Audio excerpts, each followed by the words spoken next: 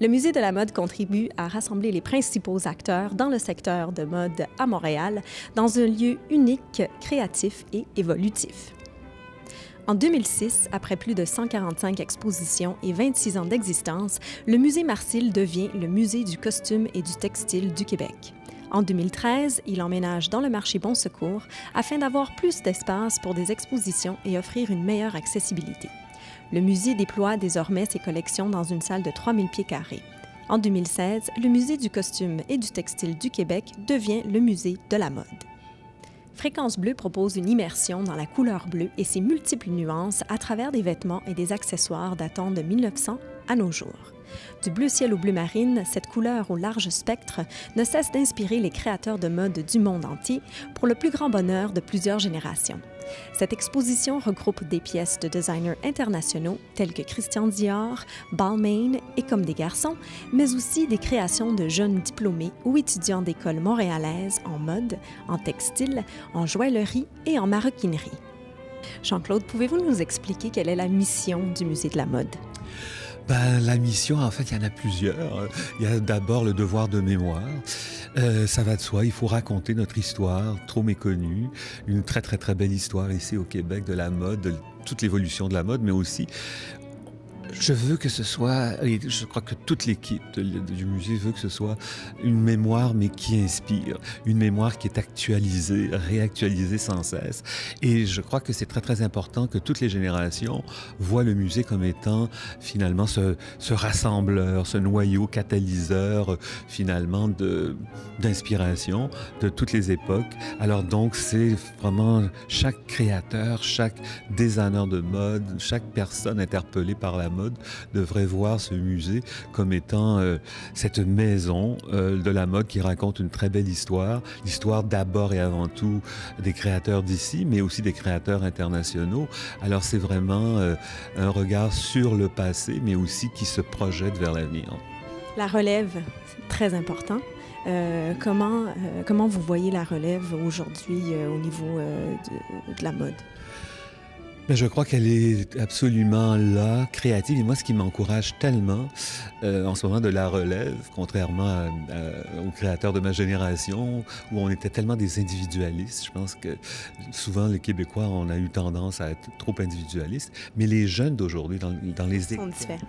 Totalement. Et c'est ça qui me plaît, c'est qu'ils travaillent en collectif, dans l'idée de la co-création, du co-design, du design thinking, aussi en collectif et en groupe. Et je crois que ça change énormément de choses.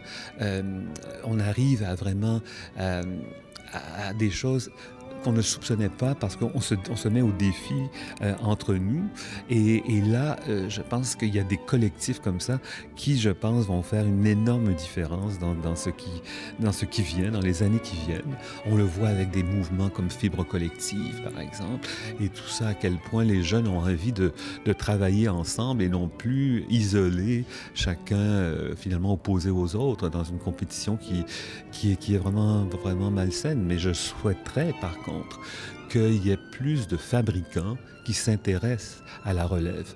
Je trouve que souvent, les jeunes sont là avec plein de talents, mais ils ont un atelier boutique et en espérant que la clientèle leur restera fidèle de saison en saison. Et je crois qu'ils ont parfois besoin d'être avec des gens qui vont leur permettre finalement de se libérer des problèmes de production et tout ça. Alors je souhaiterais vraiment que des gens d'affaires, que des fabricants en place finalement viennent supporter et seconder notre belle relève. Alors Fréquence Bleue permet de regrouper à peu près une centaine de pièces qui proviennent des collections du musée et d'autres qui sont des pièces qui nous ont été prêtées par certains collectionneurs. Mais aussi, nous avons lancé un concours auprès des écoles, des écoles de mode, d'art textile, mais aussi de joaillerie et de maroquinerie. Donc, ça nous a permis de faire une sélection de 11 artistes, jeunes artistes qu'on a pu inviter pour cette exposition-là et voir de quelle façon le bleu avait pu les influencer dans leur création. Est-ce qu'il y a une raison en particulier pourquoi le bleu? Alors le bleu, il faut savoir, le bleu c'est la couleur favorite en Occident.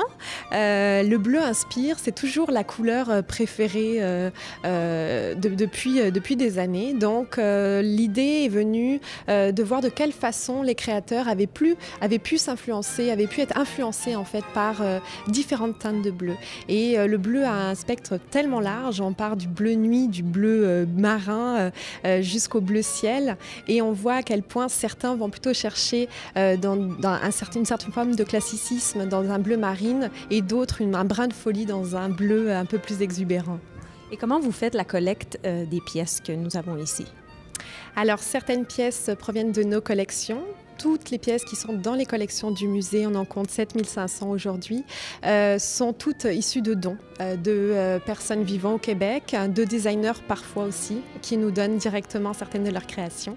Donc nous avons puiser les pièces bleues qu'on trouvait très intéressantes à exposer dans cette thématique-là.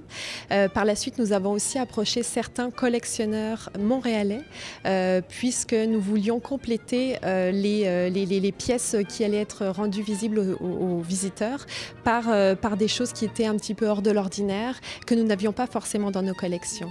Et puis, bien sûr, comme je le disais, le concours auprès des jeunes designers qui nous a permis aussi d'aller sortir les pièces des écoles pour les amener directement dans le musée. Donc, on va désacraliser la notion de musée inaccessible et montrer qu'on peut passer directement d'un travail d'école parfaitement abouti, d'une très grande qualité, vers une exposition visible à un grand public.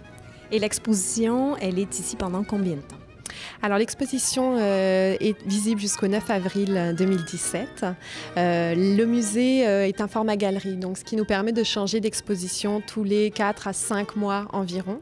Cette thématique-là est venue assez naturellement et c'est vrai que le bleu est encore une fois à la mode, donc on est assez chanceux et le public est toujours très heureux de redécouvrir aussi des silhouettes d'un temps passé ou bien de découvrir des créateurs très émergents de la scène québécoise.